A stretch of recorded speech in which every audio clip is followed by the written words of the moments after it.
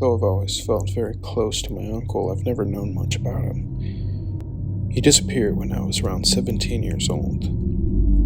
He'd visit a few times a year for holidays, and one thing I knew about him is he spent most of his time in Alaska, working in the logging industry, that he had been in the business for several decades. This memory stuck with me over the years because my family was, and is, all about Mother Nature. You know, vegan, no plastic use whatsoever, green initiative. So having an uncle who cut down trees for a living was just the worst thing in the world. On the same level as murder, basically. I've always been quite the passive guy. So, as a kid, I just went along with my family's ideologies. Hadn't really formed my own opinion about it. My family would have the classic Thanksgiving arguments about these things, sometimes between themselves, but usually it'd be everyone versus my uncle. I didn't really take much part in it. I would just listen. Between age 10 and age 16, Thanksgiving arguments got so bad that when my uncle would drive down to visit us that year, he would go out of his way to pack firewood and logs and stuff in his truck, just so we could burn it in our backyard after our family arguments. I just remember he would sit out there in his lawn chair with some beer, just stare at the fire late into the night, alone. My parents would get pissed, of course, and try to get my uncle to stop the fire, but my uncle wouldn't let them anywhere near it. I remember him asking my parents why they want to save something that's already dead. That would be better to burn them, put them out of their misery. That kept my parents quiet the rest of that night. It left me with a lot of questions. After my uncle sat alone for a while, I decided to go out there and sit with him. I guess I went out there as the peacemaker, just to try and ease the situation a little bit, the tension. I went and asked my uncle what made him so angry when he argued with my parents about the trees. It was like he read my mind before I could say anything.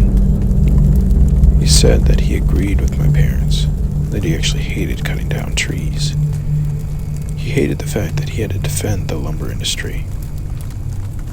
I asked why he had kept it at it for years if he hated it so much.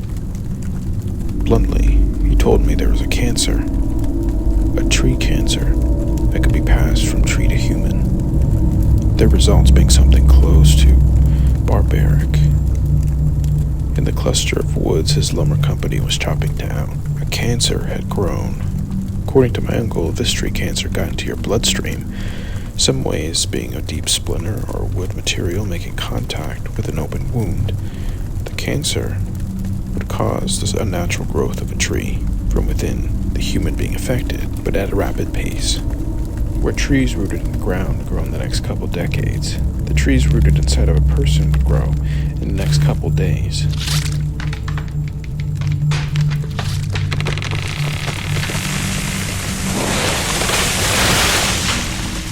I asked my uncle how I had never heard of this, and why he had stuck around with the lumber company so long, being at such high risk for a gruesome and painful death. He told me that the government had gotten involved, that the resources they had kept it under wraps. He said his company wouldn't let him leave. He knew too much. Anyone living in the area who came close to finding out disappeared, and then suddenly, a new tree would be planted and half-grown the next day. What had happened was, the company had discovered a way of getting unlimited lumber and trees using a small part of the Alaskan forest. They would make a fortune. They weren't going to allow anyone to stop them. Anyone who tried to contact the news or tell someone higher up, they would use them as tree bait, my uncle called it. Basically turning those people into free lumber within hours. My uncle told me in the 34 years of working for the company, he had only chopped down trees in one part of the woods. The company never had to go deeper into the forest. Every day, after work, my uncle would cry. He had no way out. Anyone who decided to stop showing up to work would show back up a few weeks later, but planted and rapidly growing into a fresh new tree to be chopped down. There wouldn't be anything left of them except an outline of their eyes, darkly graded into the thin tree trunk. Oftentimes, the trees weren't made of just one person, but several dozen, leaving numerous dark outlines of eyes all up and down the stretched, thin tree trunks. The more people to a tree, the taller it would grow. From where the company got the people to use as tree bait, my uncle did not say. He'd fallen asleep before he could say more. I remember vividly how loud the fire crackled before he had fallen asleep, because I looked down in the pit at the firewood, and I saw dozens of dark outlines of eyes, thicker and darker from being singed. After that night, I never saw my uncle again, but I've thought about our conversation every day since. I don't know where my uncle went, but I have an idea. Recently, I've booked a trip. I've crafted a plan. As long as I do this one thing in my lifetime, I will be content if I achieve nothing else. The one thing I vowed to do since my uncle disappeared was to one day travel to Alaska and find my uncle among the trees. I will burn him, along with all the others. Better to burn them and put them out of their misery, as my uncle said. If I don't post again, you'll know where to find me.